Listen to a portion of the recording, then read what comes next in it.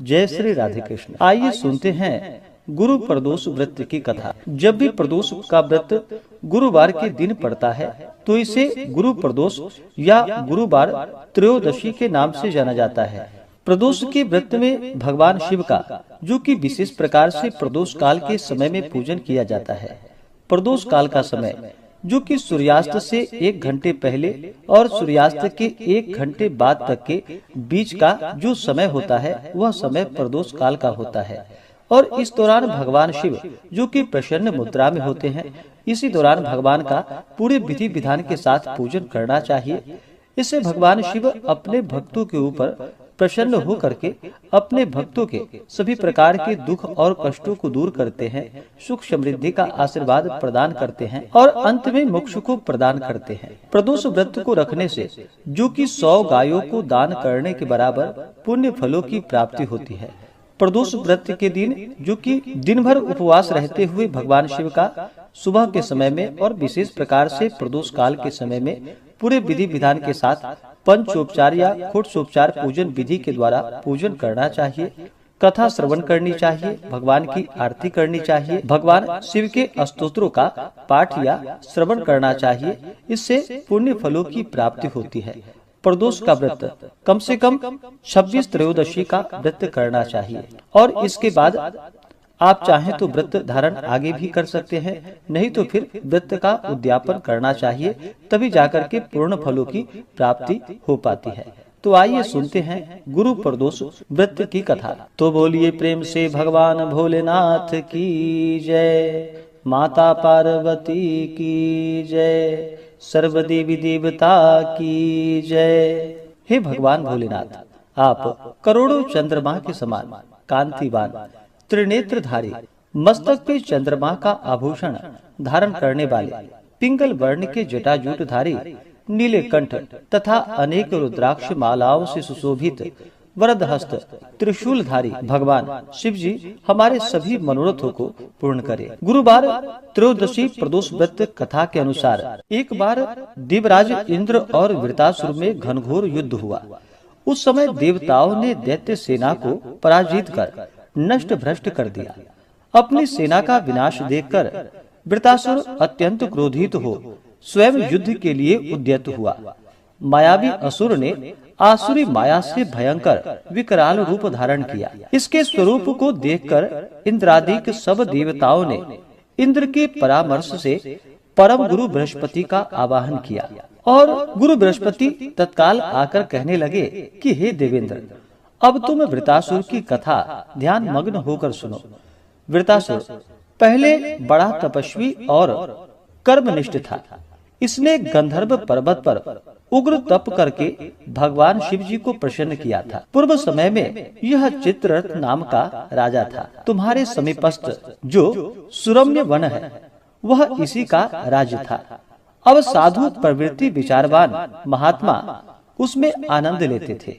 वह भगवान के दर्शन की अनुपम भूमि है। एक समय चित्ररथ स्वेच्छा से कैलाश पर्वत पर चला गया। भगवान का स्वरूप और वाम अंग में जगदम्बा को विराजमान देख चित्ररथ हंस पड़ा और हाथ जोड़कर भगवान शिव जी से बोला कि हे भगवान शिव, हे शिव शंकर, हे प्रभु, हम माया मोहित हों विषयों में फंसे रहने के कारण स्त्रियों के वशीभूत रहते हैं, किंतु देवलोक में ऐसी दृष्टि गोचर नहीं हुआ कि स्त्री का आलिंगन कर कोई सभा में बैठे। चित्ररथ के ऐसे वचन को सुनकर सर्वव्यापी भगवान शंकर हंसकर बोले कि हे राजा, मेरा व्यवहारिक दृष्टिकोण पृथक है। मैंने मृत्युदाता कालकूट का महाविष का पान किया है, फिर तुम साधारण जनों की भांति मेरी हंसी उड़ाते हो। तभी माता पार्वती क्रोधित हो चित्ररथ की ओर देखती हुई कहने लगी कि ओ दुष्ट, तूने सर्वव्यापी महेश्वर के साथ मेरी हंसी उड़ाई है, तुझे अपने कर्मों का फल भोगना ही पड़ेगा। अरे मूर्खराज, तू अति चतुर है, अतएव मैं तुझे ऐसी शिक्षा दूंगी कि तू फिर ऐसी दुस्साहस नहीं करेगा। अब तू दैत्य स्वरूप धारण कर विमान से नीचे गिर जा, मैं तुझे श्राप देती हूँ। जब माता पार्वती जगदम्बा भवानी ने चित्ररथ को श्राप दे दिया तो वह तत्क्षण विमान से नीचे गिर पड़ा। राक्षस योनि को प्राप्त हो गया और प्रख्यात महासुर नाम का प्रसिद्ध हुआ। त्वष्टा नामक ऋषि ने उसे श्रेष्ठ तप से उत्पन्न किया और अब वही वृतासुर ब्रह्मचर्य पूर्वक रहकर शिव भक्ति में लीन है। इस कारण तुम उसे जीत नहीं सकते। अतएव मेरे परामर्श से यह प्रदोष व्रत करो, जिससे महाबलशाली दैत्य पर विजय प्राप्त कर सकोगे। गुरुदेव के वचनों को सुनकर सब देवता प्रसन्न हुए और गुरुवार त्रयोदशी प्रदोष व्रत जो कि विधि विधान से किया एवं राक्षस वृतासुर पर विजय प्राप्त कर लिया। इंद्रदेव सुख पूर्वक रहने लगे।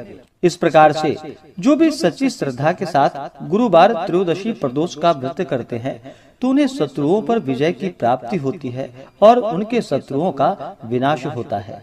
तो बोलिए प्रेम से भगवान भोलेनाथ की जय, माता पार्वती की जय। अधिक मास यानी कि जेठ मास शुक्ल पक्ष की त्रयोदशी तिथि प्रारंभ समय 28 मई 2026 दिन गुरुवार सुबह 7:57 और त्रयोदशी तिथि की जो समाप्ति है वह 29 मई 2026 दिन शुक्रवार सुबह 9:52 पे त्रयोदशी तिथि की समाप्ति है। तो प्रदोष व्यापिनी के अनुसार सभी भक्तजन प्रदोष का व्रत जो कि 28 मई 2026 दिन गुरुवार को धारण करेंगे। इस बार गुरुवार के दिन प्रदोष का व्रत पड़ा है। जब भी गुरुवार के दिन प्रदोष का व्रत होता है तो इसे धारण करने से शत्रुओं पर विजय की प्राप्ति होती है, शत्रुओं का विनाश होता है। तो 28 मई दिन गुरुवार को प्रदोष का व्रत धारण किया जाएगा। 28 मई को ब्रह्म मुहूर्त का समय सुबह 3:35 से सुबह 4:26 तक होगा। सूर्योदय का समय सुबह 5:09, सूर्यास्त शाम 6:43 होगा। राहु काल का समय दोपहर 1:37 से दोपहर 3:18 तक होगा।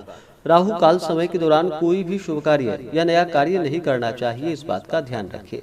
प्रातः काल पूजा का शुभ मुहूर्त 28 मई को सुबह 5:08 से सुबह 6:50 तक होगा। शाम को पूजा का शुभ मुहूर्त शाम 6:42 से रात्रि 8:01 तक होगा और प्रदोष काल पूजा का जो शुभ मुहूर्त समय है वह समय शाम 5:43 से शाम 7:43 तक होगा।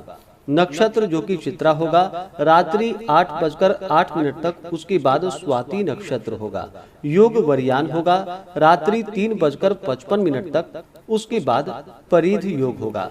जो भी प्रदोष का व्रत धारण करते हैं उन्हें चाहिए कि त्रयोदशी तिथि के दिन प्रातः काल उठ करके नित्य क्रियाओं से निवृत्त होकर के स्नान आदि करके शुद्ध वस्त्र धारण करे और भगवान सूर्य नारायण को अर्घ्य प्रदान करे। व्रत का संकल्प ले। इस दिन भगवान का सुबह के समय में और खास करके प्रदोष काल के समय में भगवान शिव जी का साथ ही शिव परिवार का पूरे विधि विधान के साथ पूजन करे।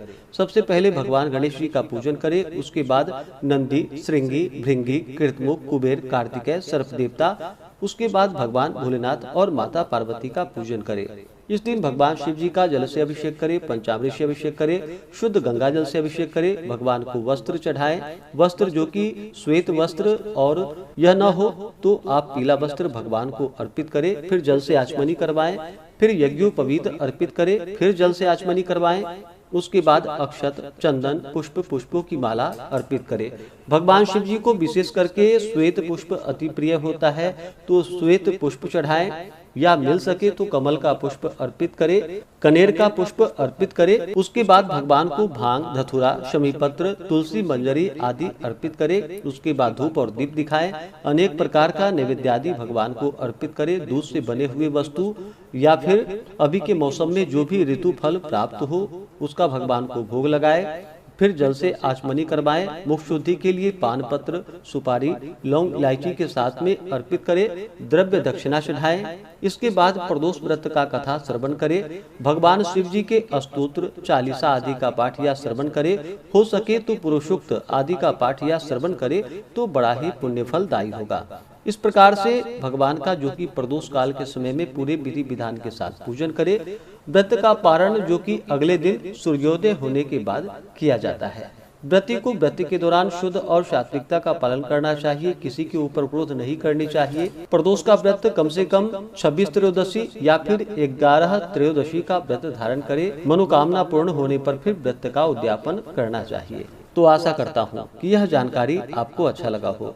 इसी प्रकार से ज्ञानवर्धक जानकारियाँ प्राप्त करते रहने के लिए, व्रत पूजा के बारे में जानने के लिए, कथा को सुनने के लिए चैनल पे अगर आप पहली बार आए हैं तो चैनल को लाल बटन दबा करके सब्सक्राइब करें। साथ में बेल आइकन घंटी को दबाएं ताकि आने वाली वीडियो का नोटिफिकेशन आपको समय से मिलता रहे। वीडियो को लाइक करें, शेयर करें। सुखी रहें और स्वस्थ रहें। जय श्री राधे कृष्ण। धन्यवाद।